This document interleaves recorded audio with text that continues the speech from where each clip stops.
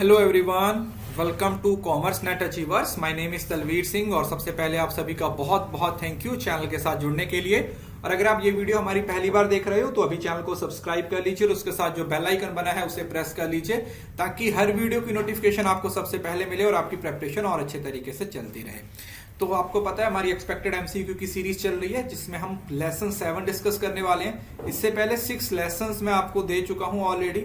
अगर आप नए सेशन की शुरुआत कर रहे हो तो वो 6 लेसन्स को अच्छे तरीके से कवर कर लीजिए, उसके सारे पॉइंट्स को कॉपी पे नोट डाउन कर लीजिएगा ताकि आपको कोई भी दिक्कत ना आए।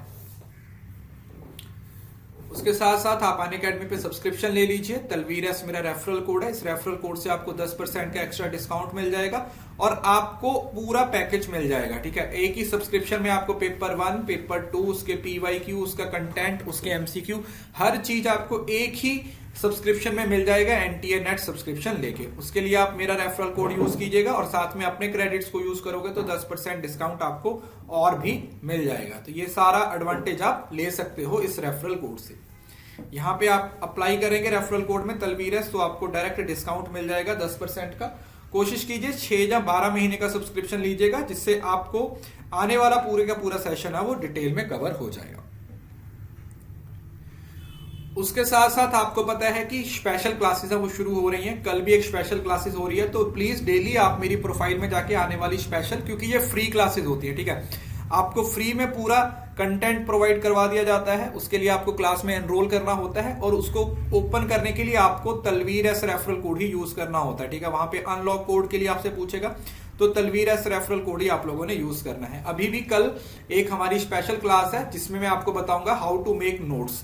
कल सुबह 10:30 बजे क्लास है, लिंक नीचे डिस्क्रिप्शन में भी रहेगा, मेरी प्रोफाइल में भी आपको लिंक मिल जाएगा। प्लीज अभी जाके वहां पे ज्वाइन कर लीजिए। टेलीग्राम पे भी इसका लिंक है वो दिया हुआ है, क्योंकि ये फ्री होती है तो फ्री क्लासेस का ज्यादा से ज्यादा एडवांटेज लेने की कोशिश कीजिए। शाम को 7 बजे क्विज होते हैं, क्विज के लिए आप टेलीग्राम चैनल ज्वाइन कर लीजिए क्योंकि वहां पे आपको कोड मिलता है और साथ में हर क्लास की पीडीएफ आपको टेलीग्राम पे मिल जाती है। तो ऑलरेडी टेलीग्राम पे हमारे पास 37,000 से ज्यादा बच्चे जुड़े हुए हैं, तो आप भी जुड़ जाइए क्योंकि ये भी बिल्कुल फ्री है। तो कोशिश कीजिए फ्री में भी जितना आपको कंटेंट मिल रहा है आप उसका ज्यादा से ज्यादा एडवांटेज लेने की कोशिश कीजिए। तो चलिए शुरू करते हैं आज के क्वेश्चन।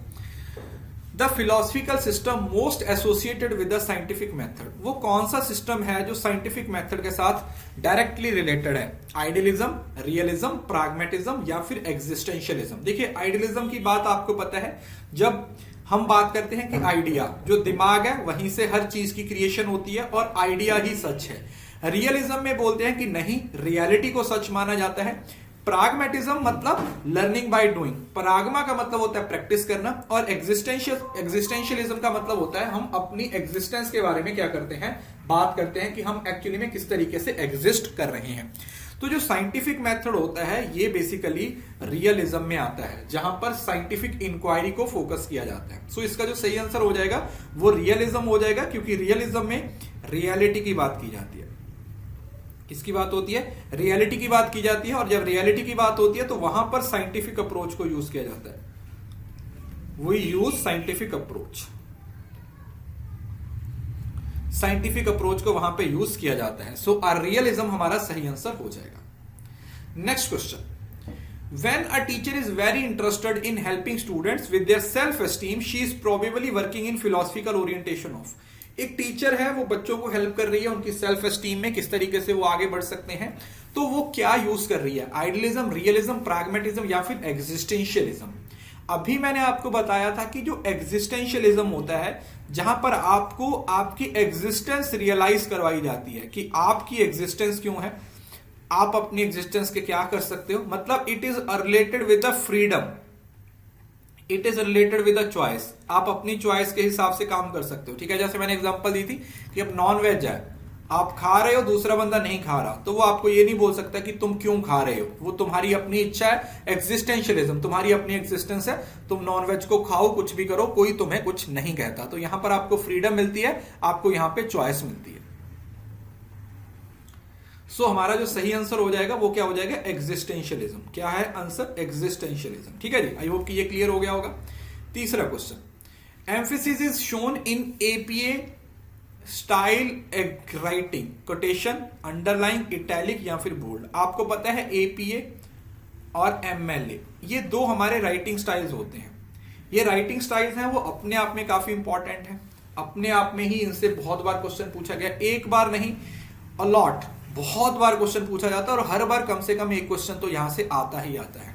सो जो एपीए राइटिंग स्टाइल होता है उसमें सबसे ज्यादा जो फोकस होता है वो किस पे दिया जाता है, वो इटैलिक्स पे दिया जाता है। याद कैसे रखोगे, देखो एपीए यहां पे दो वॉवल आ रहे हैं तो आई भी वॉवल है, तो इससे रिलेट कर सकते हो कि ए फॉर एपीए और आई फॉर इटैलिक। ठीक है, ए आई यहां पे ऐसा बोल सकते हो कि ए के बाद ई को छोड़ के जो नेक्स्ट वॉवल आता है वो आई ही आता है, तो इटैलिक क्या हो जाएगा, यहां पे सही आंसर हो जाएगा। ठीक है, इटैलिक आपको पता है जो लेफ्ट वर्ड जो मूवमेंट होती है वर्ड्स की उसको आप इटैलिक बोल देते हो, और एपीए स्टाइल में इंफेसिस दिया जाता है इटैलिक्स पे। इटैलिक्स क्या हो जाएगा, यहां पे सही उत्तर हो जाएगा। राइट। चौथा question, in APA reference and in a period, all APA reference and in a period except। APA style को जहां भी यूज किया जाता है एंड में जो पीरियड मेंशन किया जाता है एक्सेप्ट पर्सनल कम्युनिकेशन और ब्लॉग्स में, URL और टेलीविजन शोज और स्टेट स्टेच्यूटरीज और पर्सनल कम्युनिकेशंस या फिर URLs एंड DOIs। तो इसका जो सही आंसर है वो क्या है, URLs एंड DOIs। यहां पर आप कभी भी टाइम पीरियड को मेंशन नहीं करते हो, तो टेलीविजन शोज में आपको मेंशन करने की जरूरत पड़ती है, पर्सनल कम्युनिकेशन में भी, और जो भी आपका यहां भी पर्सनल कम्युनिकेशन है तो जो URL वगैरह यूनिफॉर्म रिसोर्स लोकेटर है या DOIs में, उसमें आपको इसको मेंशन करने की जरूरत नहीं पड़ती है। Next question, in research report writing metaphor should be. देखिए रिसर्च रिपोर्ट अपने आप में एक बहुत इंपॉर्टेंट एलिमेंट है। आपको होता है रिसर्च रिपोर्ट के बेसिकली 3 एलिमेंट्स होते हैं। एक आपका होता है ओपनिंग, दूसरा होता है बॉडी और तीसरा होता है क्लोजिंग।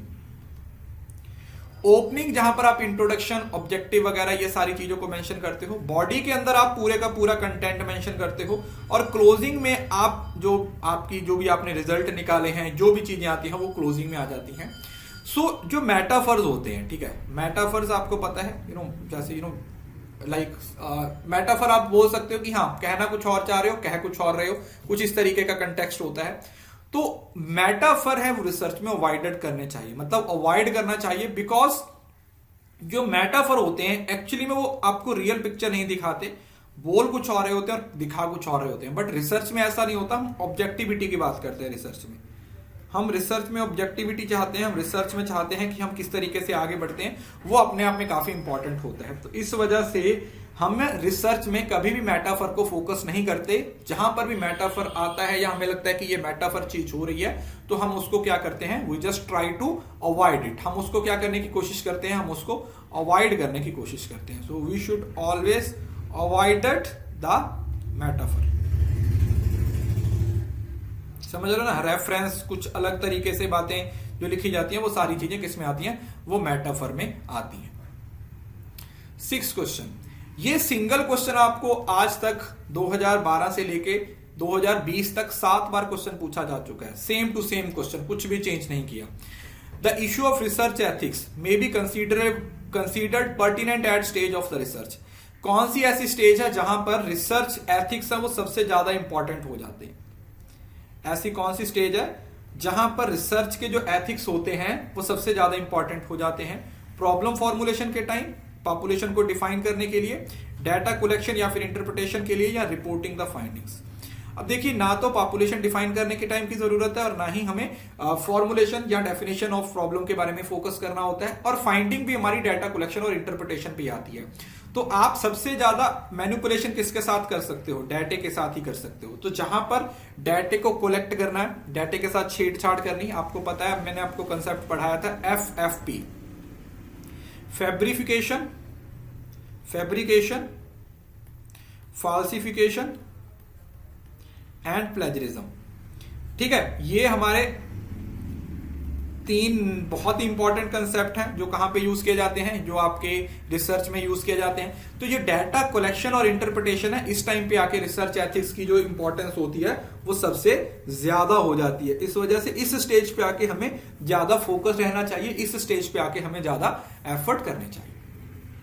और आज की क्लास का लास्ट क्वेश्चन है, format of research thesis is same as preparation of research presentation, seminar presentation, research discussion या फिर presenting a workshop conference paper. तो बिल्कुल सिंपल सी बात है, थीसिस को ही डिस्कशन बोल दिया जाता है, ठीक है। इंडिया और यूएस की बात होती है, यहां पर हम थीसिस बोल देते हैं और यूएस में डिसर्शन बोला जाता है। यूएस में जो डिसर्शन होता है उसको थीसिस बोला जाता है और इंडिया में जो थीसिस होता है उसको डिसर्शन बोला जाता है। तो ये इनको इंटरचेंजेबली यूज किया जाता है, कहीं पर थीसिस और कहीं पर डिसर्शन। हमारे यहाँ पे थीसिस यूज किया जाता है और वहां पे डिसर्शन यूज किया जाता है। मतलब जो पीजी है, हम पीजी में डिसर्शन यूज करते हैं इंडिया में, और यूएस में उसको थीसिस बोला जाता है। और जो पीएचडी है यहां पर उसमें थीसिस बोला जाता है इंडिया में, और यूएस में उसको डिसर्शन बोल दिया जाता है। दोनों one and the same thing है, बस ये ईयर मतलब कंट्री याद रखनी है, इंडिया में क्या बोला जाता है और यूएस में क्या बोला जाता है। तो इस हिसाब से जो डिसर्शन होता है वही सेम टू सेम आप क्या हो जाता है, डिसर्शिएशन। तो thesis writing is same as dissertation right. तो ये हमारा सही आंसर हो जाएगा। आई होप कि ये समझ आ गया होगा। इसके साथ साथ टेलीग्राम चैनल ज्वाइन कर लीजिए, क्योंकि मैंने आपको पहले बता दिया था कि ये हमारी कल क्लास होने वाली है। आपके सारे डाउट्स इसमें क्लियर हो जाएंगे। देखिए ये बिल्कुल फ्री क्लासेस होती हैं। आपको सिंपल सी बात बताऊंगा कि अगर आपने शुरू से लेके, क्योंकि अभी जस्ट शुरुआत हुई है, आप अभी से मेरी सारी क्लासेस को फॉलो करोगे तो विद इन 7 डेज आपको एक बहुत बड़ा डिफरेंस अपने आप में नजर आएगा। अब आपको कॉन्फिडेंस भी नजर आएगा और आपको लगेगा कि हाँ आप सही डायरेक्शन में मूव कर रहे हो। तो ये फ्री क्लासेस हैं, कुछ नहीं करना होता, सिंपली 1 मिनट लगता है क्लास में एनरोल करने के लिए, मगर जो फायदा होता है वो अनकाउंटेबल होता है, ठीक है। तो इसको जरूर से ज्वाइन कीजिए। अगर नहीं पता तो टेलीग्राम पे मैंने वीडियो शेयर किया हुआ है कैसे आप स्पेशल क्लास में एनरोल कर सकते हो, तो टेलीग्राम चैनल ज्वाइन कर लीजिए। ये भी आपका फ्री है, क्योंकि इस क्लास की पीडीएफ वहीं पे मिलेगी और आप सब्सक्रिप्शन पे भी आके पढ़ाई कर सकते हो। ऑलरेडी सारे कोर्सेज शुरू हो चुके हैं, तो 10% का डिस्काउंट आपको इस कोड से यूज करना है। और कहीं पे भी आपको कोई भी फ्री कोड के लिए भी आपको कुछ भी मांगा जाता है तो आपने इसी कोड को याद रखना है। इसी कोड से आप अपनी स्पेशल क्लासेस को अनलॉक कर सकते हो, इसी कोड से आप रेफरल ले सकते हो। ये एक सिंगल कोड है जो आपके हर प्रॉब्लम का सोल्यूशन दे देगा। और शाम को 7 बजे क्विज़ जरूर ज्वाइन किया करो, इसका कोड भी आपको टेलीग्राम पे दे दिया जाता है। So this was all about today's class. I hope कि ये क्लास आपको अच्छा लगा होगा। क्लास अच्छा लगा तो प्लीज लाइक जरूर कीजिए, वीडियो के नीचे अपनी फीडबैक लिखिए, मुझे अनअकैडमी पे फॉलो जरूर कर लो। अनअकैडमी पे स्पेशल क्लासेस है, उसमें जाके एनरोल कर लीजिए ताकि आपको सारी चीजें अच्छे से क्लियर हो जाए, आपको कोई भी डाउट ना रहे। Thank you so much, see you soon in the next video. तब तक के लिए खुश रहें, हंसते रहें, मुस्कुराते रहें, और हाँ, इस वीडियो को शेयर करना ना भूलें, बिकॉज शेयरिंग इज केयरिंग।